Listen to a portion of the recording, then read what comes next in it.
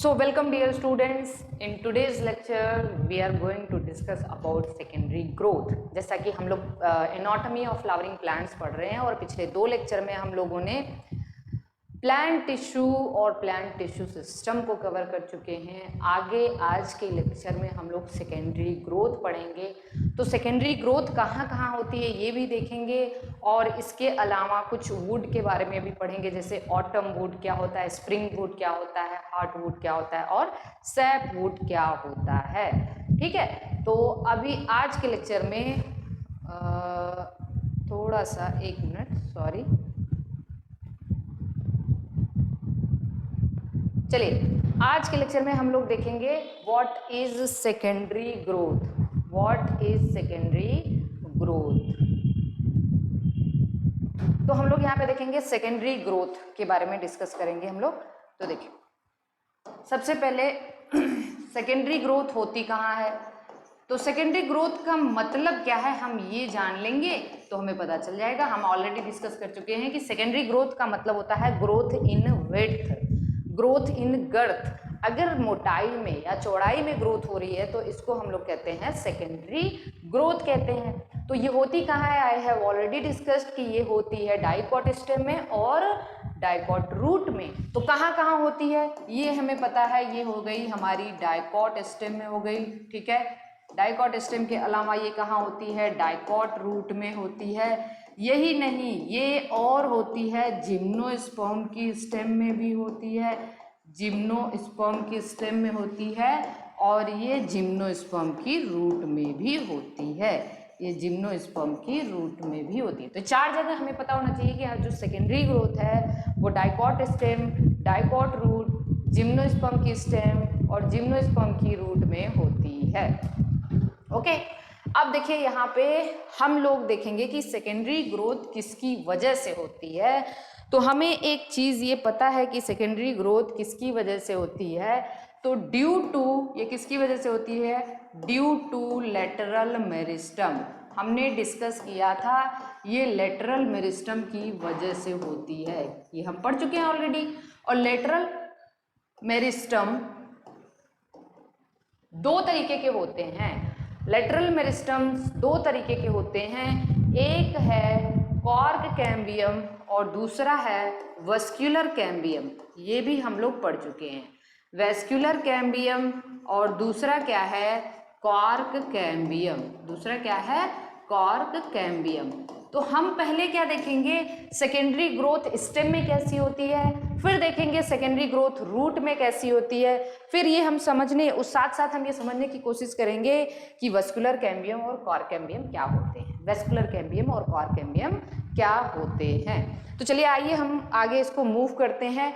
सबसे पहले एक चीज़ आप याद रखना, सबसे पहले एक चीज़ आप याद रखना कि हमें ये सेकेंडरी ग्रोथ पढ़ने से पहले हमें 2-3 टर्म बहुत अच्छे से पता होना चाहिए। पहला, डिफरेंशिएशन क्या होता है, डी डिफरेंशिएशन क्या होता है और रीडिफरेंशिएशन क्या होता है। अब चलिए मैं ये तीनों टर्म को आपको थोड़ा सा अलग तरीके से समझाती हूँ जो आप आराम से समझ जाएंगे। ओके, तो चलिए देखिए, हम लोग सेल डिवीजन पढ़ते हैं। सेल डिवीजन में हमें पता है सबसे पहला फेज क्या होता है, इंटरफेज, जो अप्रोक्सीमेटली कितने घंटे का होता है, इंटरफेज सबसे बड़ा होता है। ठीक है, इंटरफेज सबसे बड़ा होता है, तो उसमें सबसे पहला वाला जो फेज है वो होता है, सबसे पहला वाला जो फेज है, ये मैं इसको हटा दे रही हूँ, सबसे पहला फेज होता है इंटरफेज और दूसरा फेज क्या होता है, एम फेज। और इंटरफेज में भी कई अवस्थाएं पाई जाती हैं। तो सबसे पहला फेज क्या होता है, G1 होता है। ठीक है, दूसरा फेज क्या होता है, S होता है, तीसरा फेज होता है G2 और लास्ट फेज होता है M। हालांकि मैंने जो बनाया हुआ है, अगर टाइम के हिसाब से देखें तो G1 सबसे बड़ा होता है जो कि अप्रॉक्सीमेटली कितने 11 आवर्स का होता है, S 4 आवर्स का होता है, G2 जो है वो 8 आवर्स का होता है और M केवल 1 घंटे का होता है। ठीक है, अब एक बात समझो, सपोज करो कि कोई सेल है यहाँ से डिवीजन करना स्टार्ट करी, कोई सेल यहाँ से डिवीजन करना स्टार्ट करी और वो डिवाइड करते हुए सबसे पहले वो G1 स्टेज में आएगी। फिर S में जाएगी, फिर G2 में जाएगी और फिर M में। सेल साइकिल एक यूनिडायरेक्शनल वी कैन से प्रोसेस है। आप ऐसे नहीं कह सकते कि G1 से उठ के यहाँ पे आ जाएगी डायरेक्टली, नहीं, सबसे पहले G1 में आएगी, फिर S में आएगी, फिर G2 में जाएगी, फिर M में जाएगी। तो समझने वाली बात यहाँ पे ये है कि देखिए, अगर कोई सेल मान लीजिए यहाँ पे डिवाइड करने के बाद आई और फाइनली यहाँ पे वापस पहुंची, तो इसने 2 सेल बना लिया, इसने माइटोसिस किया और 2 सेल बना लिया, माइटोसिस किया 2 सेल बना लिया। अब अगर एक सेल डिवाइड करना चाहती है और दूसरी सेल रेस्ट करना चाहती है या परमानेंट होना चाहती है, तो एक सेल तो अगेन सेल साइकिल में आ जाएगी, एक सेल अगेन सेल साइकिल में आ जाएगी, लेकिन दूसरी सेल क्या करेगी, ये सेल साइकिल को छोड़ देगी। सेल साइकिल को छोड़ने के लिए वो पहले जीवन में आएगी, पहले किस में आएगी, जीवन में आएगी, थोड़ा सा ग्रोथ करेगी और वो सेल साइकिल को छोड़ देगी। तो ये देखिए, अगर ये सेल साइकिल को छोड़ दी, ये वाली सेल जिसको अब डिवाइड नहीं करना है, और ये अच्छा, डिवाइडिंग सेल को हम लोग क्या कहते हैं प्लांट के केस में, मेरिस्टेमेटिक टिश्यू कहते हैं या मेरिस्टेमेटिक सेल कहते हैं, ठीक है। और ये सेल जिसको ये मान लीजिए, ये जो डिवाइडिंग सेल है अभी तक डिवाइडिंग थी, इसको हमने कहा प्राइमरी मेरिस्टम। क्या कहा, प्राइमरी मेरिस्टम, क्योंकि ये अभी डिवाइड करेगी। लेकिन अगर ये डिवाइड नहीं करेगी, अब डिवाइड करने के बाद अगर ये सेल साइकिल को छोड़ देगी और ये क्या हो जाएगी, मैच्योर हो जाएगी, ये मैच्योर हो जाएगी, तब अब हम इसको कहेंगे प्राइमरी परमानेंट। मैच्योर हो जाएगी किसी प्रॉपर फंक्शन के लिए। इस प्रोसेस को हम लोग कहते हैं डिफरेंशिएशन। इस प्रोसेस को क्या कहते हैं, डिफरेंशिएशन। डिफरेंशिएशन का मतलब प्राइमरी मेरिस्टम ने अपना डिवीजन की कैपेसिटी को लॉस किया या लूज किया, अब वो किसी पर्टिकुलर फंक्शन के लिए स्पेशलाइज हो जाएगी और उसको अब हम कहने लग जाएंगे प्राइमरी परमानेंट। लेकिन ये जो प्राइमरी परमानेंट है वो अभी फिर से डिवाइड कर सकता है। अगेन कभी उसका मन हुआ डिवीजन करने के लिए, या फिर कोई ऐसी अवस्था आ गई या कोई ऐसा स्टेज आ गया जहां पे उसको डिवाइड करना है, तो ये फिर से डिवीजन की कैपेसिटी को रिगेन कर लेगा। कौन, प्राइमरी परमानेंट। और जब प्राइमरी परमानेंट फिर से डिवीजन की कैपेसिटी को रिगेन करेगा, तो ये वापस से सेल साइकिल में जाएगा, ये वापस से फिर सेल साइकिल में जाएगा कि हमें अब फिर से डिवाइड करना है, हमें अब फिर से डिवाइड करना है। तो अब ये बन जाएगा सेकेंडरी मेरिस्टम, क्योंकि ये फिर से डिवाइड करने के लिए आ गया, क्योंकि ये फिर से डिवाइड करने के लिए आ गया। इस प्रोसेस को हम कहते हैं डी डिफरेंशिएशन। अब बताइए, डी जो अब हम कहेंगे कि जो डी डिफरेंशिएटेड सेल है उसके पास अब डिवीजन की कैपेसिटी, वो सेकेंडरी मेरिस्टम हो गया, उसके पास अब डिवीजन कैपेसिटी है, इसने फिर से डिवाइड किया। एक ऐसा टाइम आया जब इसने एकदम पूरी तरह से थक चुकी है ये सेल, अब नहीं डिवाइड करना है हमको, अब हमें रेस्ट करना है या हमें किसी परमानेंट टिश्यू के रूप में कन्वर्ट हो जाना है, तो ये सेल फिर से वापस से आएगी और ये फिर से सेल साइकिल को छोड़ के फिर से परमानेंट होगी। तो अगर ये फिर से परमानेंट होगी तो इसको हम सेकेंडरी परमानेंट टिश्यू कहेंगे या सेकेंडरी परमानेंट सेल कहेंगे, सेकेंडरी परमानेंट। ओके, इस प्रोसेस को हम कहते हैं रीडिफरेंशिएशन। इस प्रोसेस को क्या कहते हैं, रीडिफरेंशिएशन। तो देखिए, कहने का मतलब ये है कि प्राइमरी मेरिस्टम के पास डिवीजन की कैपेसिटी है और वो परमानेंट हुई। कौन सी परमानेंट हुई, प्राइमरी परमानेंट हुई। तो इस प्रोसेस को हमने कहा था डिफरेंशिएशन, ठीक है, डिफरेंशिएशन। प्राइमरी परमानेंट अगेन जो है वो सेकेंडरी मेरिस्टम बनना चाहता है, फिर से डिवीजन की कैपेसिटी को रिगेन कर लिया। इस प्रोसेस को हम लोग कहते हैं डी डिफरेंशिएशन। क्या कहते हैं, डी डिफरेंशिएशन। और फिर सेकेंडरी मेरिस्टम फिर से मैच्योर होना चाहता है, तो इसको हम सेकेंडरी परमानेंट कहेंगे और इस प्रोसेस को हम लोग कहेंगे रीडिफरेंशिएशन। इस प्रोसेस को हम कहेंगे रीडिफरेंशिएशन। आई होप कि डिफरेंशिएशन, डी डिफरेंशिएशन और रीडिफरेंशिएशन आपको क्लियर हो चुका होगा। अब हम क्या देखेंगे, अब हम देखेंगे एकदम अच्छे से समझ में आ गया। अब हम सेकेंडरी ग्रोथ देखेंगे, अब हम सेकेंडरी ग्रोथ देखेंगे और उसको बहुत अच्छे से समझेंगे। तो सबसे पहले हम देखेंगे secondary growth in dicot stem. In dicot stem, secondary growth in dicot stem कैसे होता है भाई, ध्यान से समझिए। एक डाइकोट स्टेम बना सकते हैं आप लोग। मैंने पिछले लेक्चर में आपको हर एक पार्ट के बारे में बताया कि डाइकोट स्टेम में क्या क्या ऐसी चीज़ें हैं, तो हर एक पार्ट के बारे में मैंने पिछले लेक्चर में आपको बताया है। एक बार आप उसको अपनी कॉपी पे बना लीजिए, सारे पार्ट के बारे में आपको पता होना चाहिए। तो चलिए देखिए, डाइकोट स्टेम में भी जो सेकेंडरी ग्रोथ होता है वो दो पार्ट में होता है, दो पार्ट में होता है। एक होता है secondary growth in intrastelar region, intrastelar region. अब मैं बार बार स्टीलर कह रही हूं तो आपके दिमाग में तुरंत आना चाहिए कि स्टील मैम ने क्या बताया। स्टील को मैंने बताया था inner to endodermis, everything is stele. Endodermis के अंदर जो कुछ भी चीजें हैं वो स्टील है। और दूसरा होगा secondary growth in extrastelar region, in extrastelar region. मतलब देखिए, सेकेंडरी ग्रोथ इंट्रास्टीलर रीजन में होगा सबसे पहले, ये वाला पहले होता है, ये बाद में होता है। तो इंट्रास्टीलर रीजन में सेकेंडरी ग्रोथ पहले होगा, और ये होता है ड्यू टू वैस्कुलर कैम्बियम। ये किसकी वजह से होता है? वैस्कुलर कैम्बियम की वजह से होता है। और ये होता है ड्यू टू कॉर्क कैम्बियम। याद रखना, इंट्रास्टीलर रीजन में जो सेकेंडरी ग्रोथ होती है किसी भी प्लांट के, इंट्रास्टीलर रीजन में सेकेंडरी ग्रोथ पहले होती है और एक्स्ट्रास्टीलर रीजन में सेकेंडरी ग्रोथ बाद में होती है। और इंट्रास्टीलर रीजन में सेकेंडरी ग्रोथ होती है ड्यू टू वैस्कुलर कैम्बियम, और एक्स्ट्रास्टीलर रीजन में सेकेंडरी ग्रोथ होती है ड्यू टू कॉर्क कैम्बियम। तो हम सबसे पहले इसको डिस्कस करेंगे, किसको? Secondary growth due to vascular cambium. Secondary growth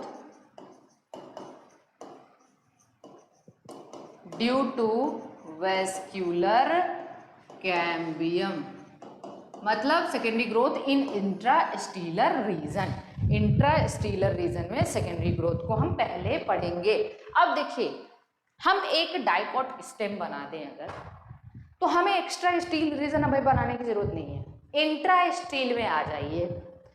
intra steel का मतलब एंडोडर्मिस के अंदर जो कुछ भी है, ये तो हमने बताया आपको, इतना तो हमें पता है पहले से। एंडोडर्मिस के अंदर क्या है? पेरीसाइकिल है, तो हमने एक पेरीसाइकिल बना दिया। अब एक बात बताओ, पेरीसाइकिल के बाद हमने देखा था यहाँ पे डाइकोट स्टेम में ring arrangement of vascular bundle है।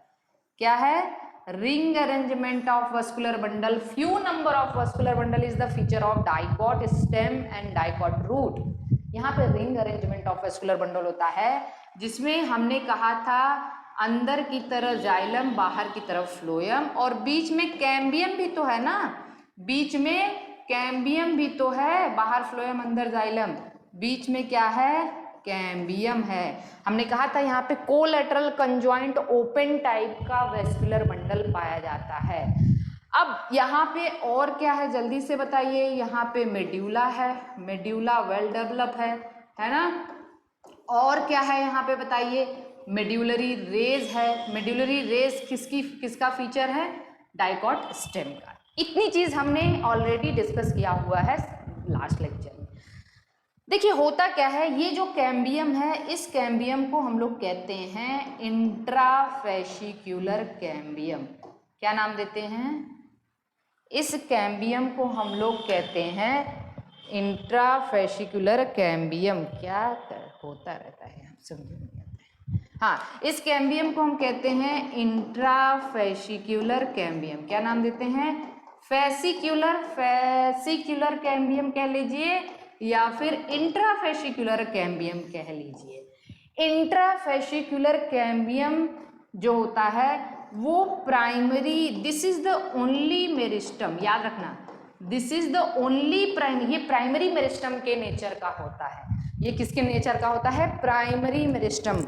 और एक ऐसी बात मैं अभी आपको बताऊंगी कि अब आप कहोगे कि प्राइमरी मेरिस्टम तो प्राइमरी ग्रोथ के लिए रिस्पॉन्सिबल है। एक एक्सेप्शन है, this is the only meristem which is responsible for secondary growth. This is the only primary meristem which is responsible for secondary growth. एक ऐसा प्राइमरी मेरिस्टम भी है जो सेकेंडरी ग्रोथ के लिए रिस्पॉन्सिबल है, वो है इंट्राफेसिक्युलर कैम्बियम। यहाँ तक चीज समझ में? अच्छा, मैं कोई भी टिश्यू बना दूं, वो टिश्यू क्या हो सकता है, उसका नेचर क्या होगा।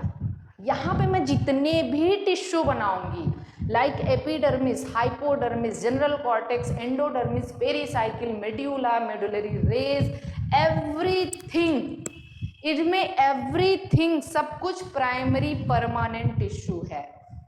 सब कुछ का नेचर कैसा है यहाँ पे प्राइमरी पर, क्योंकि वो प्राइमरी मेरिस्टम डिवाइड करके या डिफरेंशिएट होके प्राइमरी परमानेंट बनाई है।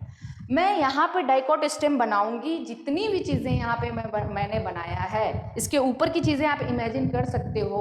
यहाँ पे एवरीथिंग क्या है, प्राइमरी परमानेंट नेचर का है, डिफरेंशिएटेड टिश्यू है, except intrafascicular cambium, except intrafascicular cambium. This cambium is of primary meristem nature. ये प्राइमरी मेरिस्टमेटिक सेल है या टिश्यू है। अब चलिए देखिए, इतनी चीज हमें पता चल चुकी है। जब प्लांट की एज बढ़ती है, धीरे धीरे प्लांट में अब सेकेंडरी ग्रोथ होना स्टार्ट होता है। तो सेकेंडरी ग्रोथ होना स्टार्ट कहाँ से होता है ये हम देखेंगे। ये जो मेड्यूलरी रे की कुछ सेल, ये किस टाइप, अच्छा बताइए मुझे, ये जो मेड्यूलरी रे है, मैं यहाँ पे लिख रही हूँ मेड्यूलरी रे, आप जल्दी से बताएंगे मुझे मेड्यूलरी रे कैसा है, प्राइमरी परमानेंट है। ये इसकी सेल जो जाइलम और फ्लोएम के बीच में है, जाइलम और फ्लोएम के बीच में मेड्यूलरी रे है, ये करेगी डी डिफरेंशिएट। ये क्या करेगी, डी डिफरेंशिएट। अब आप मुझे बताओ कि अगर ये डी डिफरेंशिएशन करेगी तो क्या बना लेगी, सेकेंडरी मेरिस्टम। क्या बना लेगी, सेकेंडरी मेरिस्टम। और ये सेकेंडरी मेरिस्टम इस तरीके से यहाँ पे बनाना शुरू करेगी, इस तरीके से बनाना शुरू करेगी और दोनों एडजेसेंट वस्कुलर बंडल को जोड़ना शुरू करेगी। और अब इस सेकेंडरी मेरिस्टम को हम लोग कहते हैं इंटरफेसिक्युलर कैम्बियम। इसको हम क्या कहते हैं, इंटरफेसिक्युलर कैम्बियम। हमारे पास दो तरीके, अब बताइए इंटरफेसिकुलर कैम्बियम का नेचर है सेकेंडरी मेरिस्टम। ऑलरेडी यहाँ पे एक इंट्राफेसिकुलर कैम्बियम है जिसका नेचर है प्राइमरी मेरिस्टम। अब ये दोनों, क्योंकि ये इन बिटवीन वस्कुलर बंडल है, ये in between xylem and phloem है, ये टू एडजेसेंट वस्कुलर बंडल के बीच में है ना। इंटरफेसिकुलर कैम्बियम कहाँ है, टू एडजेसेंट वस्कुलर बंडल के बीच में है, जबकि ये इन बिटवीन वस्कुलर बंडल के बीच में है इंट्राफेसिकुलर। ये दोनों आपस में जाएंगी जुड़।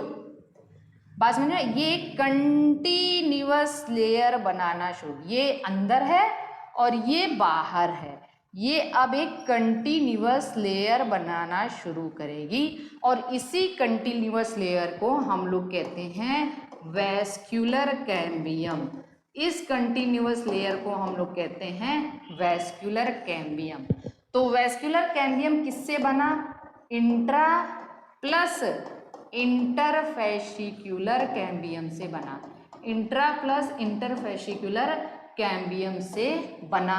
तो अब एक बात बताओ मुझे कि वेस्कुलर कैम्बियम का नेचर कैसा है। Vascular cambium primary plus secondary, ये पार्टली प्राइमरी और पार्टली सेकेंडरी इन नेचर है, क्योंकि ये इंट्राफेसिकुलर कैम्बियम और इंटरफेसिकुलर कैम्बियम के मिलने से बना। एकदम बिल्कुल आसान है, ठीक है। हमने क्या कहा, मेडुलरी रेस की जो सेल्स है वो प्राइमरी परमानेंट है, वो डिफरेंशिएट होके सेकेंडरी, क्योंकि जो प्राइमरी परमानेंट होती है उनके पास डिवीजन की कैपेसिटी होती है, वो अगेन डिवीजन की कैपेसिटी को रिगेन कर सकते हैं और रिगेन करने के बाद वो फिर से डिवाइड करना शुरू कर सकते हैं और सेकेंडरी मेरिस्टम बना सकते हैं। क्योंकि मैंने अभी बताया था कि जो प्राइमरी मेरिस्टम है, फिर से देख लीजिए, ये डिवाइडिंग सेल होती हैं और अगर ये मैच्योर होना चाहे तो ये प्राइमरी परमानेंट बना लेंगे, प्राइमरी परमानेंट। और इस प्रोसेस को हम लोग क्या कहते हैं, डिफरेंशिएशन। प्राइमरी परमानेंट अगर फिर से डिवीजन की कैपेसिटी को रिगेन कर लिए तो ये सेकेंडरी मेरिस्टम बनाएंगी, सेकेंडरी मेरिस्टम बनाएंगी और इस प्रोसेस को हम क्या कहेंगे, डी डिफरेंशिएशन, क्या कहेंगे। और सेकेंडरी मेरिस्टम फिर से डिवीजन की कैपेसिटी को लूज करके सेकेंडरी परमानेंट बन जाए तो इस प्रोसेस को हम लोग रीडिफरेंशिएशन कहते हैं। तो किस तरीके से वेस्कुलर कैम्बियम बना आप देख चुके हो, किस तरीके से वेस्कुलर कैम्बियम बना आप देख चुके। ठीक है, अब आगे आते हैं हम लोग, आगे आते हैं जो वेस्कुलर कैम्बियम है, ध्यान से देखना, जो वेस्कुलर कैम्बियम है, जो वेस्कुलर कैम्बियम है उसकी जो सेल, उसमें दो तरीके की सेल होती हैं। मैं वापस पीछे जा रही हूँ, आप देखिए वेस्कुलर कैम्बियम में दो तरीके की सेल्स हैं। ये अब देखिए दो तरीके की सेल्स नहीं, ये दो तरीके की सेल को कट ऑफ करिए, दो तरीके की सेल बनाएगी, कुछ सेल अंदर की तरफ और कुछ सेल बाहर की तरफ, कुछ सेल अंदर की तरफ और कुछ सेल बाहर की तरफ। ओके, अंदर की तरफ जो सेल्स हैं, अंदर की तरफ जो सेल्स हैं, पहले समझने की कोशिश करना, आप एकदम अच्छे से समझने की कोशिश करना। देखिए मैं मूव कर रही हूँ, देखिए वेस्कुलर कैम्बियम, वेस्कुलर कैम्बियम में दो तरीके की सेल्स होती हैं। एक सेल को कहते हैं फ्यूजिफॉर्म इनिशियल्स, क्या कहते हैं, फ्यूजिफॉर्म इनिशियल्स, और दूसरी तरीके की सेल को कहते हैं रे इनिशियल्स, रे इनिशियल्स। मतलब एक तरीके की सेल्स को जो ये गोल सेल होती हैं, गोल होती हैं, और ये रे तरीके की सेल होती है। वेस्कुलर कैम्बियम में दो तरीके की सेल हैं, ये ज़्यादा होती हैं, ये मोर इन नंबर होती हैं, मोर इन नंबर, ये लेस होती है। तो दो तरीके की सेल। अब ये जो फ्यूजिफॉर्म है, फ्यूजिफॉर्म ये जो है इसमें दो तरीके की सेल्स ये बनाएगा।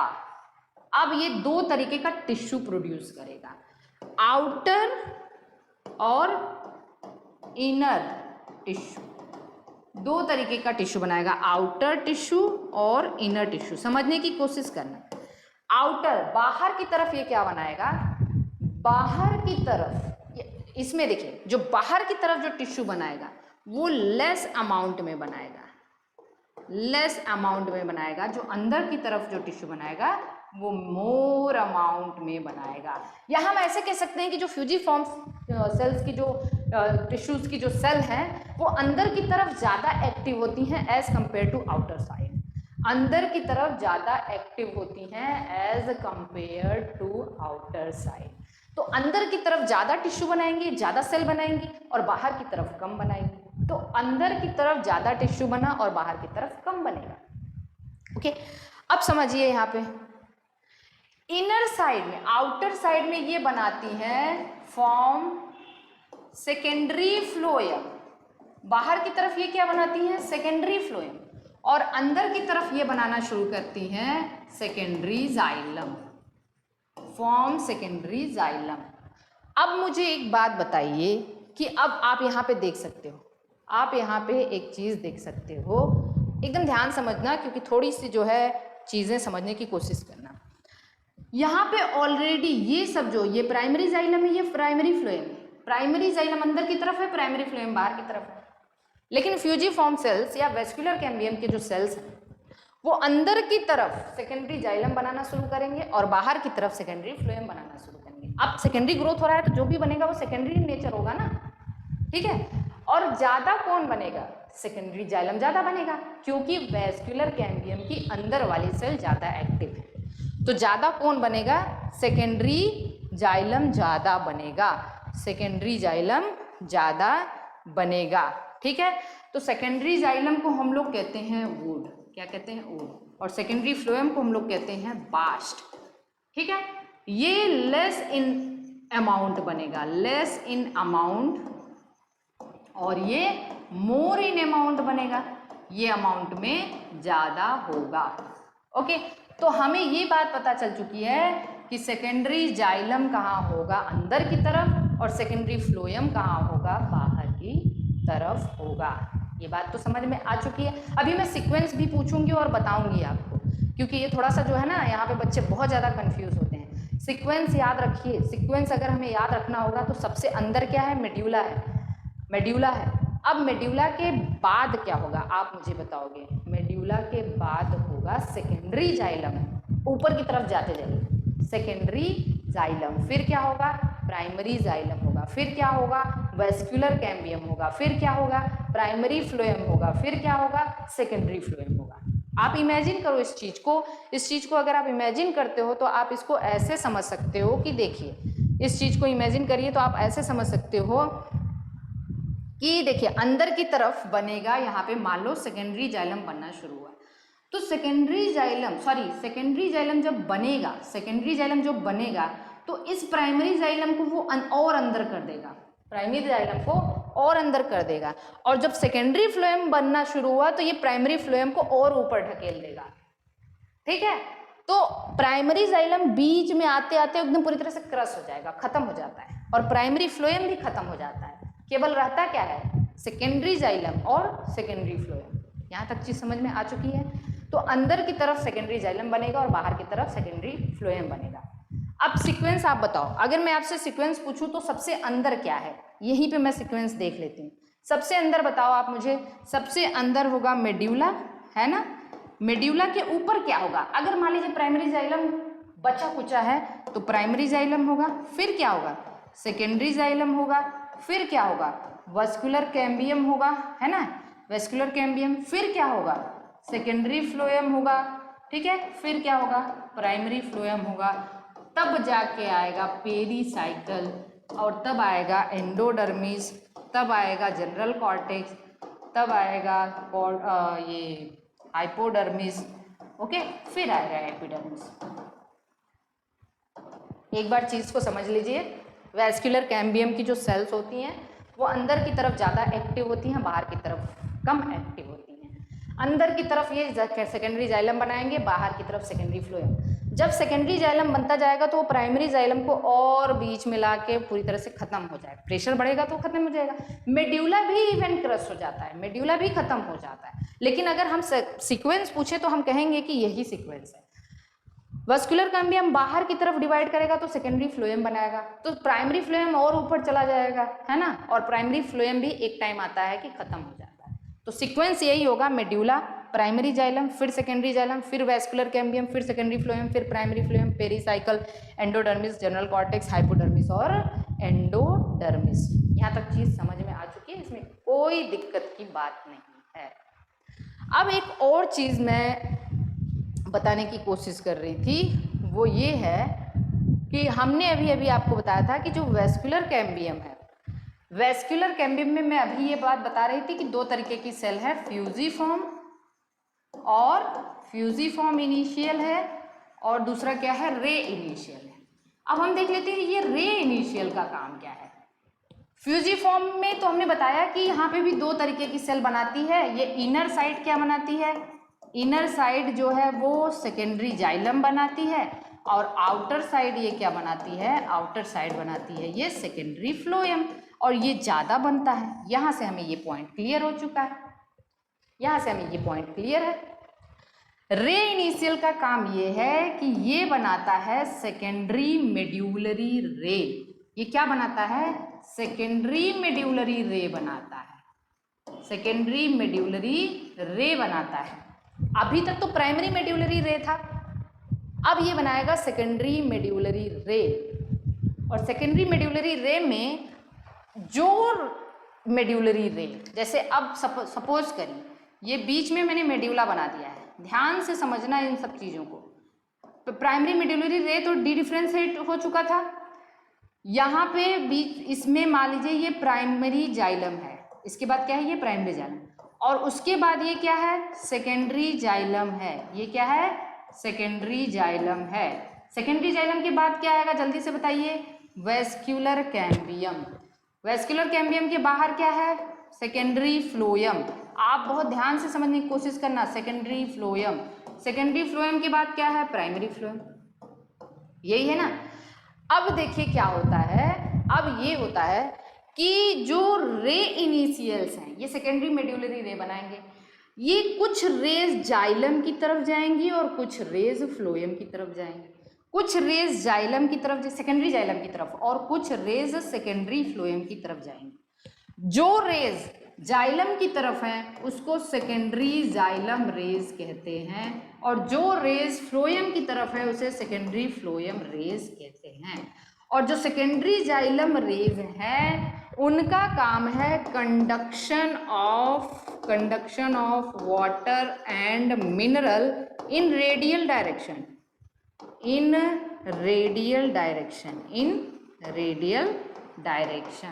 और जो रेज फ्लोएम की तरफ हैं उनका काम है conduction of food in radial direction. क्योंकि हमें पता है जाइलम का काम है वाटर एंड मिनरल का ट्रांसपोर्ट, फ्लोएम का काम है फूड का ट्रांसपोर्ट। तो ये काम है सेकेंडरी मेड्यूलरी रे का। जो जाइलम वाले रीजन में, सेकेंडरी जाइलम वाले रीजन में है वो रेडियल डायरेक्शन में वाटर और मिनरल का ट्रांसपोर्ट करेगा, और जो फ्लोएम वाले, सेकेंडरी फ्लोएम वाले रीजन में है वो रेडियल डायरेक्शन में फूड का ट्रांसपोर्ट करेगा। तो this is all about the intrastelar secondary growth. Intrastelar secondary growth किसकी वजह से हुआ? वेस्कुलर कैम्बियम की वजह से हुआ। वेस्कुलर कैम्बियम कैसे बना? इंटर और इंट्राफेसिकुलर कैम्बियम के जुड़ने से बना। इंटरफेसिकुलर कैम्बियम मेड्यूलरी रे के डी डिफरेंशिएशन से बना। वेस्कुलर कैम्बियम में दो तरीके की सेल्स हैं, फ्यूजीफॉर्म इनिशियल्स और रे इनिशियल्स। फ्यूजीफॉर्म सेल्स अंदर की तरफ ज़्यादा एक्टिव होती हैं, बाहर की तरफ कम एक्टिव होती हैं। अंदर की तरफ ये सेकेंडरी जाइलम बनाएंगे और बाहर की तरफ सेकेंडरी फ्लोएम बनाएंगे। तो हमें सीक्वेंस पता चल जाएगा, सीक्वेंस हमें पता चल चुका है। यहाँ तक चीज़ें क्लियर हो चुकी हैं। अब आइए हम लोग अगले चीज़ ये देखते हैं। अब ये हो गया हमारा अंदर के इंट्रास्टीलर रीजन में सेकेंडरी ग्रोथ हो चुका है। अब हम देखेंगे एक्स्ट्रास्टीलर सेकेंडरी ग्रोथ। अब बताइए मुझे एक्स्ट्रास्टीलर सेकेंडरी ग्रोथ किसकी वजह से होता है? Due to cork cambium.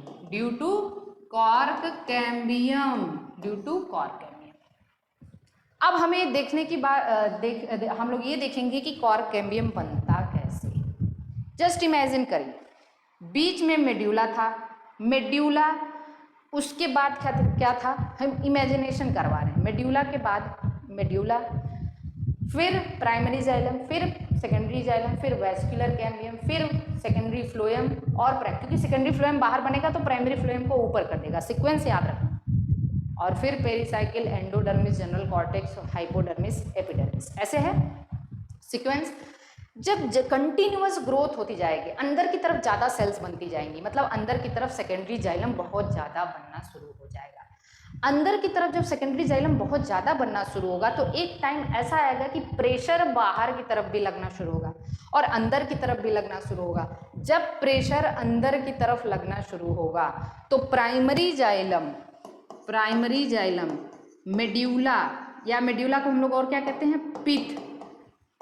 Primary xylem, medulla या पिथ, ये सब क्या हो जाएंगे? क्रश्ड हो जाएंगे, खत्म हो जाएंगे।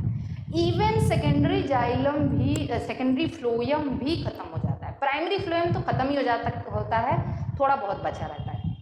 बचता क्या है? सेकेंडरी जाइलम बचता है। क्या बचता है? क्योंकि सेकेंडरी जाइलम इतना ज़्यादा बनना शुरू हो जाता है, क्योंकि क्या हो रहा है? सेकेंडरी ग्रोथ हो रही है। सेकेंडरी जाइलम अंदर की तरफ इतना ज़्यादा बनना शुरू हो जाता है कि प्रेशर बाहर की तरफ लगता है, अंदर की तरफ लगता है, तो अंदर की चीज़ें पूरी तरह से खत्म हो जाती हैं। पित्त पूरी तरह से खत्म हो जाता है, प्राइमरी जाइलम पूरी तरह से खत्म हो जाता है। बस वहाँ पे लकड़ियाँ ही लकड़ियाँ, मतलब वुड ही दिखाई देती हैं, जिसको हम सेकेंडरी जाइलम कहते हैं। बाहर की तरफ सेकेंडरी फ्लोएम और प्राइमरी फ्लोएम भी क्रश्ड हो जाता है। एक टाइम आता है जब प्रेशर एकदम लगता, अब यहाँ समझिए, प्रेशर अब ऊपर की लेयर में बनाने जा रही हूँ। ऊपर क्या है? एपिडर्मिस है, ये हमें पता। एपिडर्मिस के बाद क्या है बच्चों? हाइपोडर्मिस है। समझने की कोशिश करें, हाइपोडर्मिस भी एक कॉर्टेक्स की ही लेयर है ना, ठीक है। उसके बाद क्या है? जनरल कॉर्टेक्स है। ये समझना ध्यान से प्लीज। कॉर्टेक्स की कई लेयर हो सकती हैं, हमने ये बताया था। कॉर्टेक्स की कई लेयर हो सकती हैं, ये हमने बताया, मतलब जनरल कॉर्टेक्स। फिर क्या है? एंडोडर्मिस है ना, पेरिसाइकिल है, ये सब चीज़ें हैं। यहाँ पे मैंने बना दिया पेरिसाइकिल, और अंदर सब कुछ जो भी है। जब सेकेंडरी जाइलम कंटिन्यूअस बनता जाएगा तो एक टाइम ऐसा आएगा कि बाहर की तरफ प्रेशर इतना ज़्यादा लगेगा कि बाहर की ये एपिडर्मिस रप्चर हो जाएगी। बाहर की एपिडर्मिस क्या हो जाएगी? रप्चर हो जाएगी। एपिडर्मिस किस लिए होता है? प्रोटेक्शन के लिए होता है। अब अगर एपिडर्मिस रप्चर हो गई तो बहुत सारे माइक्रो ऑर्गेनिज्म अंदर आ सकते हैं, है ना, तो प्लांट को काफ़ी नुकसान हो जाएगा। जब बाहर की एपिडर्मिस रप्चर हो जाती है तो प्लांट को झटका लगता है, उसको समझ में आता है भाई हमें कुछ करना पड़ेगा, हमें कुछ करना पड़ेगा, क्योंकि बाहर की एपिडर्मिस रप्चर हो चुकी है। अब वो क्या करेगा, ध्यान से समझना, वो करेगा यहाँ पे देखिए, अब ये बताइए जनरल कॉर्टेक्स है, ये क्या है, जनरल कॉर्टेक्स, हम कॉर्टेक्स ही कह रहे हैं कॉर्टेक्स। अब इसका नेचर कैसा है, प्राइमरी परमानेंट, हम ऑलरेडी डिस्कस कर चुके हैं कि यहाँ पे जितनी भी चीजें होंगी वो प्राइमरी। इसकी कोई एक लेयर, मान लीजिए ये वाली लेयर डी डिफरेंशिएट होगी, डी डिफरेंशिएट होगी, डी डिफरेंशिएट होगी और बना लेगी सेकेंडरी मेरिस्टम, और बना लेगी सेकेंडरी मेरिस्टम, और इस सेकेंडरी मेरिस्टम को हम लोग कहते हैं कॉर्क कैम्बियम। क्या कहते हैं, कॉर्क कैम्बियम। याद रखना वस्क्यूलर कैम्बियम कैसे बना था, इंट्रा और इंटरफेसिकुलर कैम्बियम के जोड़ने से बना था। इंटरफेसिकुलर कैम्बियम मेड्यूलरी रे के डी डिफरेंशिएशन से बना था, और कॉर्क कैम्बियम किसके डी डिफरेंशिएशन से बना है, कॉर्टेक्स के डी डिफरेंशिएशन से बना है। ओके, अब ये जनरल कॉर्टेक्स की एक लेयर डी डिफरेंशिएट होकर सेकेंडरी मेरिस्टम बनाएगी और क्या बना लेगी, कॉर्क कैम्बियम। तो कॉर्क कैम्बियम कहाँ पे, एक्स्ट्रा स्टील रीजन में है। अब इस कॉर्क कैम्बियम मैं यहाँ पे देखिए, कॉर्क कैम्बियम मैं यहाँ पे बना देंगे, मान लीजिए यहाँ पे बन गया कॉर्क कैम्बियम, जस्ट सपोज करिए ये बन गया कॉर्क कैम्बियम, क्योंकि बाहर की एपिडर्मिस तो रप्चर हो चुकी है, बाहर की एपिडर्मिस क्या हो चुकी है, रप्चर हो चुकी है बच्चों। अब ये कॉर्क कैम्बियम क्या करेगा, ये दो तरीके की सेल्स बनाएगा, दो तरीके की सेल्स बनाएगा। ये बाहर की तरफ देखिए, बाहर की तरफ ये कुछ लेयर ऑफ सेल्स डिपॉजिट करना शुरू कर देता है, बाहर की तरफ layer of protective cells deposit करना शुरू कर देता है, जिसको हम कहते हैं कॉर्क। तो कॉर्क कैम्बियम बाहर की तरफ क्या बनाया, कॉर्क बनाया, क्या बनाया, कॉर्क, और अंदर की तरफ भी ये कुछ सेल्स डिपॉजिट करना शुरू कर देता है, अंदर की तरफ भी कुछ नई सेल्स बनाना शुरू करता है, जिसको हम कहते हैं सेकेंडरी कॉर्टेक्स। तो सेकेंडरी कॉर्टेक्स भी इसी से बना और कॉर्क भी इसी से बना। सेकेंडरी कॉर्टेक्स कहाँ बना बताइए मुझे, अंदर की तरफ, और कॉर्क कहाँ बना, बाहर की तरफ। कॉर्क में सुबेरिन वगैरह का डिपोजिशन होना शुरू हो जाता है, सुबेराइज्ड सेल्स होती है, कैसी होती हैं, सुबेराइज्ड सेल। ये कैसी है, सुबेराइज्ड सेल है, सुबेराइज्ड सेल। एक और चीज, कॉर्क का एक और नाम है, इसको हम कहते हैं फेल्लम। क्या कहते हैं, फेल्लम। कॉर्क कैम्बियम को हम फेल्लोजेन भी कहते हैं, क्या कहते हैं, फेल्लोजेन। और सेकेंडरी कॉर्टेक्स को हम फेल्लोडर्म भी कहते हैं। इन तीनों लेयर को याद रखना हम पेरीडर्म कहते हैं। क्या कहते हैं, पेरीडर्म। एग्जाम में क्वेश्चन आ चुका है, आपसे पूछा जा सकता है। कॉर्क को फेल्लम, सबसे छोटा कॉर्क है, सबसे छोटा टर्म फेल्लम है। कॉर्क कैम्बियम को फेल्लोजन और सेकेंडरी कॉर्टेक्स को फेल्लोडर्म कहते हैं, और इन तीनों लेयर को मिला के हम पेरीडर्म कहते हैं। ये सुबेराइज्ड सेल है। कौन, कॉर्क किस लिए बनाया इसने, कॉर्क कैम्बियम में ने कॉर्क इसलिए बनाया कि बाहर प्रोटेक्शन हो सके, इसलिए इसने बड़े आराम से इसको सुबेराइज्ड कर दिया। अगर ये सुबेराइज्ड हो गया तो अब ये एक नई समस्या उत्पन्न करेगा, नई समस्या प्रोड्यूस ये करेगा कि इसने प्रोटेक्शन के लिए तो ये बना है, लेकिन ये सुबेराइज्ड है तो यहाँ से वाटर गैसेस कुछ आ नहीं पाएगा, गैसेस एक्सचेंज ही नहीं हो पाएगा, ये नई समस्या फिर से क्रिएट कर रहा है। और अगर ये गैसियस एक्सचेंज यहाँ पे नहीं हो पाएगा तो प्लांट तो घुट घुट के मर जाएगा। अब एक प्रॉब्लम फिर से क्रिएट होने जा रही है। तब कॉर्क कैम्बियम फिर एक्टिव होता है। कॉर्क कैम्बियम फिर क्या करता है, बाहर की तरफ ये कुछ, अब मैं फिर से देखिए, बाहर की तरफ कॉर्क कैम्बियम बाहर की तरफ ये कुछ सेल्स प्रोड्यूस करेगा, और ये सेल्स इस तरीके से प्रोड्यूस करना शुरू किया जो कि लिविंग सेल होती है। देखिए कॉर्क तो डेड हो गई, कॉर्क कैसी है, डेड है। बाहर की तरफ ये कुछ सेल फिर प्रोड्यूस करना शुरू करेगा, जो कि कैसी है, मान लीजिए एपिडर्मिस थोड़ी बहुत बची है, एपिडर्मिस अभी थोड़ी बहुत बची है, रप्चर तो हुई थी लेकिन थोड़ी बहुत अगर बची हुई है, तो ये बाहर की तरफ कॉर्क कैम्बियम कुछ सेल प्रोड्यूस करना शुरू करेगा और इस सेल को हम लोग कहते हैं कॉम्प्लीमेंट्री सेल। क्या नाम देते हैं, कॉम्प्लीमेंट्री सेल। क्या नाम देते हैं, कॉम्प्लीमेंट्री सेल। और ये कॉम्प्लीमेंट्री सेल जाके फिर से जो बची कुछ एपिडर्मिस है उसमें छेद कर देता है। जो एपिडर्मिस है उसमें क्या करता है, छेद कर देता है ताकि वहां से गैसियस एक्सचेंज हो सके। और इसी यहाँ पे जो पोर होता है, इस पोर को कहते हैं लेंटिसेल्स। क्या कहते हैं, लेंटिसेल्स। और हमें ये पता है कि लेंटिसेल्स एक्सचेंज ऑफ गैसेस के लिए रिस्पॉन्सिबल होता है, एक्सचेंज ऑफ गैसेस के लिए रिस्पॉन्सिबल है। Is it clear? कितना इंटरेस्टिंग सा है सेकेंडरी ग्रोथ, कितना इंटरेस्टिंग सा है ना। ओके, अभी हमने क्या बताया, अब देखिए ये एकदम आराम से इसको आप समझने की कोशिश करिए। यही है पूरा सेकेंडरी ग्रोथ। अगर आपसे कोई पूछे लेंटिसेल कैसे बना, कॉम्प्लीमेंट्री सेल की वजह से बना। और कॉम्प्लीमेंट्री सेल किसकी वजह से बना, कॉर्क कैम्बियम की वजह से बना। किसकी वजह से बना, कॉर्क कैम्बियम। हम एक्स्ट्रा स्टीलर सेकेंडरी ग्रोथ को फिर से देख लेते हैं। होता क्या है, जब इंट्रा स्टीलर सेकेंडरी ग्रोथ हो जाता है, सेकेंडरी जाइलम अंदर की तरफ इतना ज़्यादा बनना शुरू होता है कि बाहर एक प्रेशर क्रिएट होता है। और प्रेशर होने की वजह से बाहर जो है वो क्या होता है, एपिडर्मिस रप्चर हो जाती है। और एपिडर्मिस एक प्रोटेक्टिव लेयर होने की वजह से उसके डैमेज होने से काफ़ी ज़्यादा नुकसान हो सकता है, माइक्रो ऑर्गेनिज्म अंदर आ सकते हैं, प्लांट का पार्ट एक्सपोज हो जाएंगे, तो वो काफ़ी ज़्यादा प्रॉब्लम हो जाएगी।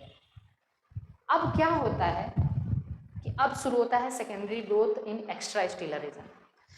जनरल कॉर्टेक्स की कोई एक लेयर डी डिफ्रेंशिएट होती है और वो सेकेंडरी मेरिस्टम बना लेती है।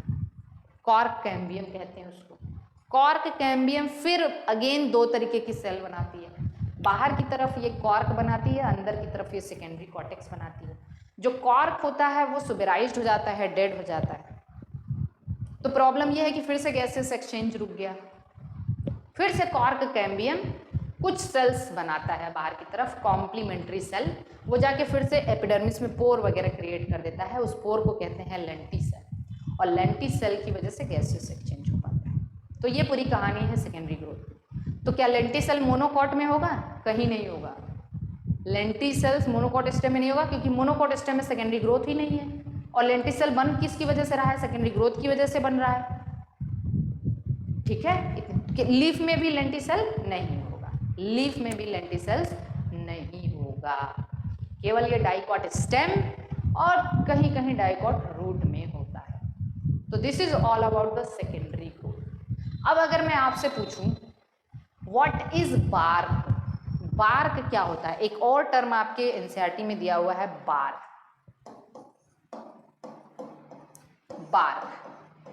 तो एनसीईआरटी में बार्क क्या दिया है? वेस्कुलर कैम्बियम के अंदर की सारी चीजें, शायद यही दिया है, इनर टू वेस्कुलर कैम्बियम।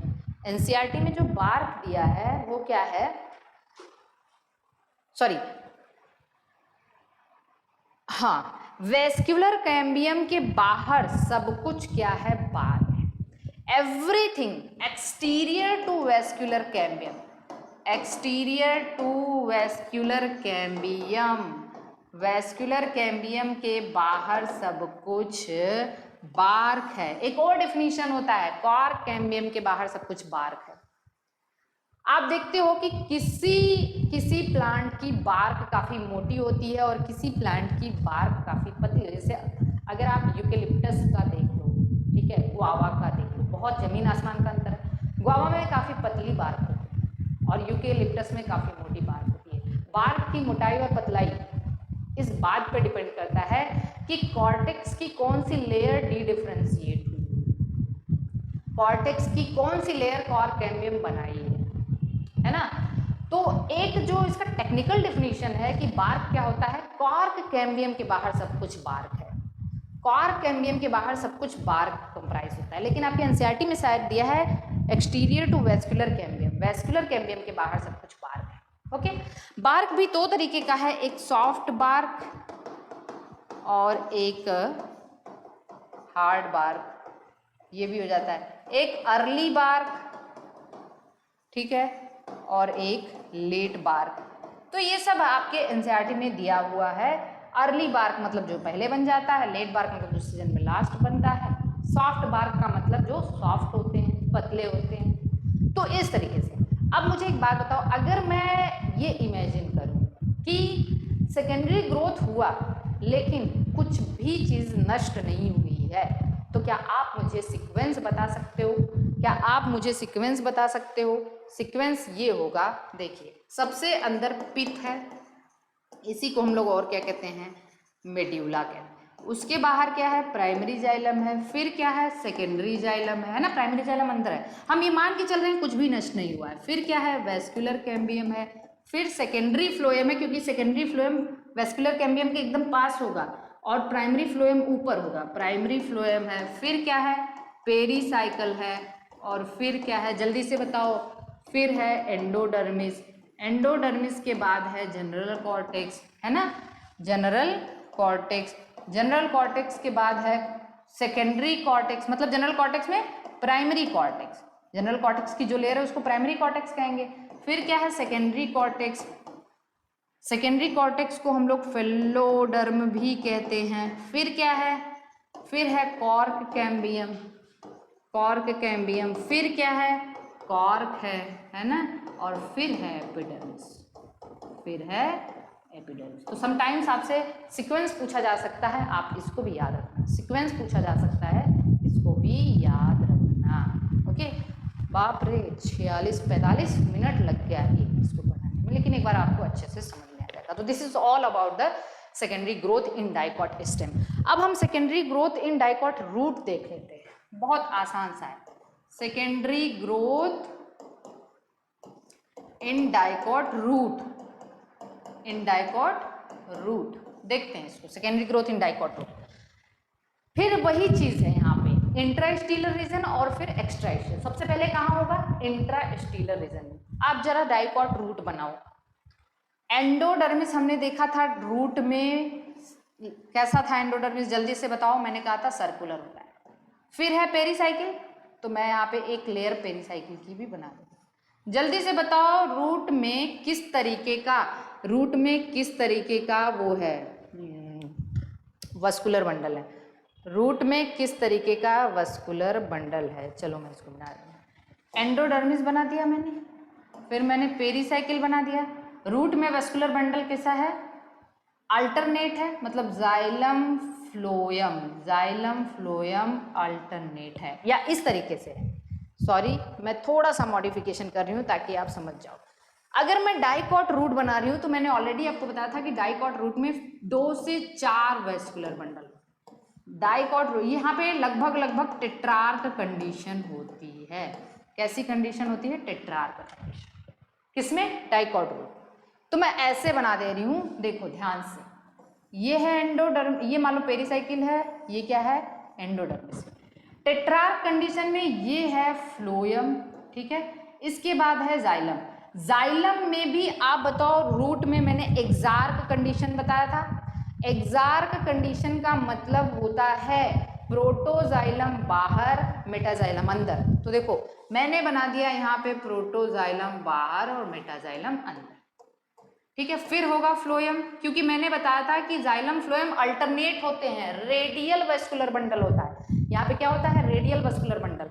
तो फिर से देखो यहाँ पे फ्लोयम, फिर जाइलम, फिर फ्लोयम, फिर जाइलम में प्रोटोजाइलम अंदर और मेटाजाइलम सेंटर में, फिर फ्लोयम, फिर यहाँ पे प्रोटोजाइलम अंदर और मेटाजाइलम सेंटर में, फिर फ्लोयम, फिर यहाँ पे प्रोटोजाइलम अंदर और मेटाजाइलम सेंटर में। ये हो गया ना, ये हो गया ना टेट्रार्क कंडीशन। टेट्रार्क का मतलब 4 वस्कुलर बंडल, जनरली यहाँ पे 4 वस्कुलर बंडल होते हैं। अब हम यहाँ देखते हैं, एकदम ध्यान से इस चीज को समझना है बच्चों, एकदम ध्यान से समझना। सबसे पहले क्या होता है, ये जो मैंने कहा था रूट का एक और फीचर है, मैं कलर चेंज कर दे रही हूँ, आप बस ध्यान से देखना। रूट का एक और फीचर है एडजेसेंट वस्कुलर बंडल को जोड़ने वाला टिश्यू, जिसका नाम है कंजक्टिव टिश्यू। अब यहाँ पे भी जितनी चीजें हैं वो प्राइमरी परमानेंट है। कैसी हैं? प्राइमरी परमानेंट, क्योंकि देखो यहाँ पे सब कुछ चीजें कैसी हैं? Primary permanent. जो कुछ भी चीज होगी वो परमानेंट होगी, वो भी प्राइमरी परमानेंट। सबसे पहले conjunctive tissue, conjunctive tissue divide करता है, डी डिफरेंशिएट करता है। क्या करता है ये? डी डिफरेंशिएट करता है और बना लेता है सेकेंडरी मेरिस्टम। क्या करता है? Secondary meristem. तो ये इस तरीके से डिवाइड करके सेकेंडरी मेरिस्टम बनाना शुरू कर दिया। ये सेकेंडरी मेरिस्टम बनाना शुरू कर दिया। देखिए ध्यान से देखिए, ये सेकेंडरी मेरिस्टम बनाना शुरू कर दिया। ओके, ये एडजेसेंट वस्कुलर बंडल को ऐसे जोड़ना शुरू किया, लेकिन प्रॉब्लम ये एक है कि इसने यहीं तक जोड़ा है, अभी ये रीजन खाली है, ये रीजन अभी खाली है। कौन सा रीजन? जहां पे फ्लोएम। तो देखिए फ्लोएम के जस्ट अपोजिट वाला पेरीसाइकिल, फ्लोएम के जस्ट अपोजिट वाला क्या है? ये पेरीसाइकिल। पेरीसाइकिल भी यहाँ पे कैसा है? Primary meristem. कैसा है? वो डी डिफरेंशिएट करेगा। अब वो डी डिफरेंशिएट करेगा और सेकेंडरी मेरिस्टम बना लेगा, सेकेंडरी मेरिस्टम बना लेगा, और जो बचा हुआ रीजन है उसको कंप्लीट कर देगा। जो बचा हुआ रीजन है उसको कंप्लीट कर देगा, मतलब एक कंप्लीट रिंग बन गई ऐसे, एक कंप्लीट रिंग। याद करिए मैंने पेरीसाइकिल बताया था, पेरीसाइकिल का काम लेटरल रूट बताया था मैंने, एक लेटरल रूट, और दूसरा बताया था मैंने ये वेस्कुलर कैम्बियम का थोड़ा सा पार्ट बनाता है, जबकि कंजक्टिव टिश्यू वेस्कुलर कैम्बियम का ज्यादा पार्ट बनाता है। यही दोनों रिंग अब ज्वाइन होके, ये दोनों रिंग अब ज्वाइन होके एक कंटिन्यूअस रिंग बनाती है, इसको हम लोग कहते हैं वेस्कुलर कैम्बियम। लेकिन ये वेस्कुलर कैम्बियम अभी पूरी तरह से कैसी? सर्कुलर नहीं है। ये इनिशियली कैसी होती है? इनिशियली ये वेबी है। कैसी है? Baby, web like. अब मुझे जल्दी से ये वेब लाइक दिख रहा है ना, ऐसे ऐसे ऐसे ऐसे, यहाँ पे देखो ऐसे ऐसे ऐसे ऐसे, ये वेबी है। सेम अब डाइकॉट स्टेम की तरफ चले जाइए आप। वेस्कुलर कैम्बियम बना था तो क्या हुआ था? अंदर की तरफ ज्यादा सेल्स एक्टिव थी, बाहर की तरफ कम थी, तो अंदर की तरफ सेकेंडरी जाइलम, बाहर की तरफ सेकेंडरी फ्लोएम, यही था ना। सेम वही चीजें होंगी। अंदर जब सेकेंडरी जाइलम बनना शुरू होगा तो प्रेशर इतना ज्यादा बढ़ेगा कि प्रेशर जब बाहर की तरफ लगेगा तो ये जो वेबी है ना वो एकदम फिर से सर्कुलर हो जाएगी। जो वेबी टाइप की जो बनी है वो सर्कुलर हो जाएगी। तो initially Baby, later on circular हो जाता है बाद में। अब आप बताओ मुझे कि यहाँ पे वेस्कुलर कैम्बियम, रूट में वेस्कुलर कैम्बियम किसने बनाया? पेरीसाइकिल ने और कंजक्टिव टिश्यू ने। पेरीसाइकिल ने और कंजक्टिव टिश्यू ने। हो गया। इसके बाद वही सारी ग्रोथ होना स्टार्ट होती है। अब एक और चीज मैं आपको बता दूं, ये इंट्रास्टीलर हो गया, ये इंट्रास्टीलर हो गया। आगे चल के यही पेरीसाइकिल, ये पेरीसाइकिल पूरा का पूरा कॉर्क कैम्बियम बनाता है। क्या बनाता है? Cork cambium. पेरीसाइकिल पूरा कॉर्क कैम्बियम। तो वहां पे कॉर्क, स्टेम में कॉर्क कैम्बियम कॉर्टेक्स की लेयर ने बनाई थी, यहाँ पे कॉर्क कैम्बियम पेरीसाइकिल बनाएगा। यहाँ पे कॉर्क कैम्बियम कौन बनाएगा? पेरीसाइकिल बनाएगा। तो इस तरीके से डाइकॉट रूट की सेकेंडरी ग्रोथ हमें समझ में आ चुकी है। हमें डाइकॉट रूट में हमने देखा कि वेस्कुलर कैम्बियम कंजक्टिव टिश्यू और पेरीसाइकिल बनाया और कॉर्क कैम्बियम को पेरीसाइकिल बनाया। ओके, तो this is all about the secondary growth in dicot root. अब यहां तक चीजें क्लियर हो चुकी हैं। अब हम लोग कुछ चीजें पढ़ेंगे, कुछ चीजें हम लोग पढ़ेंगे वुड के बारे में। वुड के बारे में पढ़ेंगे। बस दो ही चीज और बची हुई है, उसको मैं खत्म कर दे रही हूँ, मुश्किल से 5 से 7 मिनट। वुड देखिए, there are 2 type of wood, hard wood और एक होता है सैप वुड। देखिए वुड क्या है? जैसे जैसे प्लांट ओल्ड होता जाता है, प्लांट ओल्ड होता जाता है, तो अंदर की तरफ जो वुड है, अंदर की तरफ जो वुड है, ये वुड, उसमें tannin, resin, suberin, oil, organic compound, इनका डिपॉजिट, मैं जो बोल रही हूं आप लिख सकते हो, tannin, resin, oils, gums, organic compounds, ये अंदर की तरफ डिपॉजिट होना शुरू हो जाती हैं। कहाँ डिपॉजिट होंगी? अंदर की तरफ। जब ये अंदर की तरफ अंदर की तरफ डिपॉजिट होना शुरू हो जाते हैं तो अंदर पूरा ब्लॉक हो जाता है। अंदर की जो वुड होती हैं, लकड़ियां होती हैं, वो पूरी ब्लॉक हो जाती हैं। अंदर की लकड़ियां पूरी तरह से ब्लॉक हो जाती हैं। ओके, इसके बाद क्या होता है, ध्यान से समझना। इस तरीके की वुड को हम लोग कहते हैं हार्डवुड। क्या कहते हैं? हार्डवुड या ड्यूरामेंट या डूरामेंट। ये डार्क ब्राउन कलर की होती हैं। इन सब की डिपोजिशन की वजह से कैसी होती हैं? डार्क ब्राउन होती हैं। और they are resistant to microbial activity. Resistant to microbial activity, भाई यहाँ पे इतना एंटी माइक्रोबियल सामान डिपॉजिट हो गया है कि यहाँ पे माइक्रो ऑर्गेनिज्म अटैक ही नहीं कर पाते। आपने देखा होगा कि दो तरीके की लकड़ियां होती हैं। जब आप कोई स्टेम को ऐसे देखते हो, मान लीजिए कोई पेड़ को आप ऐसे काट दो, स्टेम को ऐसे करके, तो आप देखते हो अंदर की तरफ काफी ब्राउन ब्राउन लकड़ियां होती हैं, बाहर की तरफ येलो होती है ना। अंदर की तरफ लकड़ियां काफी ब्राउन होती हैं और बाहर की तरफ क्या होती हैं? येलो होती हैं। बात समझ में आ चुकी है? अब क्या होता है, देखिए अब क्या होता है, ये resistant to microbial action, micro organism यहाँ पे एक्शन नहीं कर पाते, तो इसी को हम हार्डवुड ड्यूरामेंट कहते हैं। अब प्लांट को दिक्कत होना शुरू हुई, प्लांट को दिक्कत होना ये शुरू हुई कि बाहर अंदर की तरफ पूरा का पूरा यहाँ पे कंडक्शन ब्लॉक हो जाता है। क्या होता है? कंडक्शन ब्लॉक हो जाता है। क्यों कंडक्शन ब्लॉक हो जाता है भाई? कंडक्शन ब्लॉक इसलिए हो गया कि यहाँ पे चीजें डिपॉजिट हो गई। अब प्लांट कुछ बाहर की तरफ कुछ अलग लकड़ियां बनाना शुरू करता है। किधर?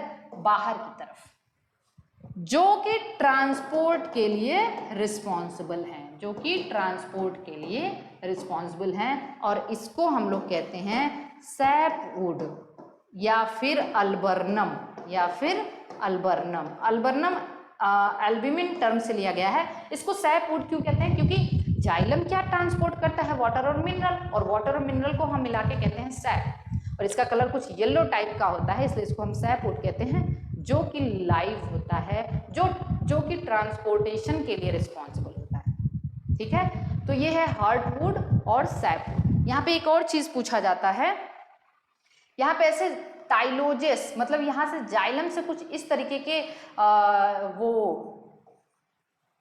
अपेंडेजेस निकलते हैं, जिसको हम कहते हैं जाइलम प्लग। क्या कहते हैं? जाइलम प्लग या फिर टाइलोजेस। बहुत बार एग्जाम में ये आया है, या फिर टाइलोजेस कहते हैं। ये पूरा ब्लॉक हो जाता है। तो this is all about the hardwood and sapwood. Okay, एक तरीके की और वुड को मैं बता दूं, एक तरीके की और वुड बता रही हूं, फिर मैं वुड को दो तरीके से क्लासिफाई कर देती हूँ। एक है ऑटम वुड, ऑटम वुड, और दूसरा है स्प्रिंग वुड, स्प्रिंग वुड। इसको समझने से पहले आप बस इतनी सी चीज समझना कि देखिए, ध्यान से समझना। जैसे मान लीजिए कोई एक प्लांट है ना, और इसमें यहाँ पे ग्रीन लीव्स लगी हुई हैं, एक हरा भरा प्लांट है, समझिएगा बात को। ठीक है, यहाँ पे लीव्स लगी हुई हैं, हरी, मतलब एक जो प्लांट है। अब एक चीज ये समझना, ऑटम में क्या होता है और स्प्रिंग में क्या होता है।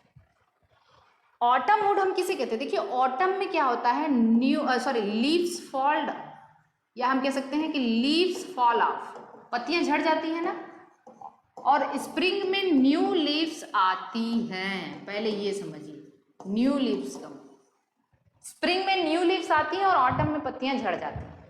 अब मुझे एक बात बताओ कि अगर पत्तियां झड़ गई, पत्तियां झड़ गई, तो क्या यहाँ पे ऊपर वाटर मिनरल की जरूरत होगी? नहीं होगी। वाटर मिनरल की जरूरत नहीं होगी, मतलब जो जाइलम वेसल्स हैं, ट्रैकिड्स हैं, इनकी भी जरूरत नहीं होगी, कम बनाना पड़ेगा। तो कैम्बियम जो होता है वो लेस एक्टिव हो जाएगा। लेस एक्टिव कब होगा? जब पत्तियां झड़ जाएंगी। तो बताइए यहाँ पे कैम्बियम क्या हो जाएगा? कैम्बियम लेस एक्टिव हो जाएगा, पत्तियां झड़ चुकी हैं, और यहाँ पे लेस जाइलरी एलिमेंट बनेगा। जाइलरी एलिमेंट क्या होता है बच्चों? जाइलरी एलिमेंट का मतलब होता है वेसल्स और ट्रैकिड्स, वेसल्स और ट्रैकिड्स। अब अगर यहाँ पे लेस जाइलरी एलिमेंट बना, कम जाइलरी एलिमेंट है, इस तरीके की वुड में कम जाइलरी एलिमेंट है, तो इसकी डेंसिटी क्या होगी? इसकी डेंसिटी, लकड़ियों की डेंसिटी क्या होगी? लो होगी। डेंसिटी कैसी होगी?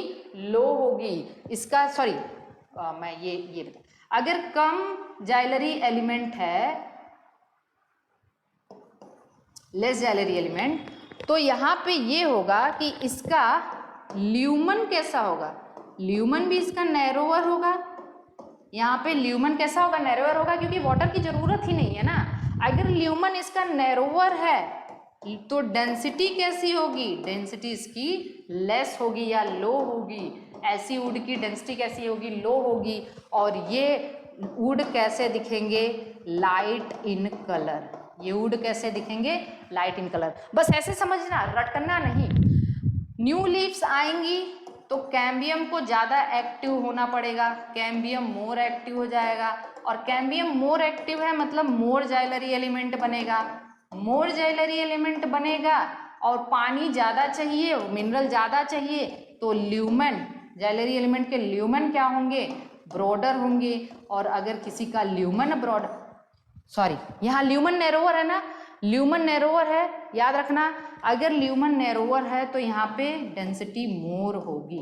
डेंसिटी क्या? ल्यूमन भाई नैरो है तो डेंसिटी मोर होगी। अगर यहाँ पे ल्यूमन ब्रॉडर है तो डेंसिटी क्या होगी? लेस होगी। डेंसिटी क्या होगी? लेस होगी या लो होगी। और अगर इसकी डेंसिटी लेस है, इसकी डेंसिटी मोर है, अगर इसकी डेंसिटी मोर है, अच्छा, इसकी डेंसिटी मोर है तो ये डार्क इन कलर दिखेंगे। कैसे दिखेंगे? Dark in colour. यहीं से गलती हो चुकी थी मुझसे, एक बार इंप्रूवमेंट कर लेना। और इसकी डेंसिटी लेस है तो ये लाइट इन कलर दिखेंगे, लाइट इन कलर। एक बार ध्यान से इसको देख लीजिए कि मैंने क्या बताया। एक सीक्वेंस में इसको देखिएगा, एक सीक्वेंस में देखेंगे तो चीज़ें आपको समझ में आ जाएंगी। ठीक है, ये लाइट इन कलर होगा। और ऐसे वुड को हम अर्ली वुड भी कहते हैं।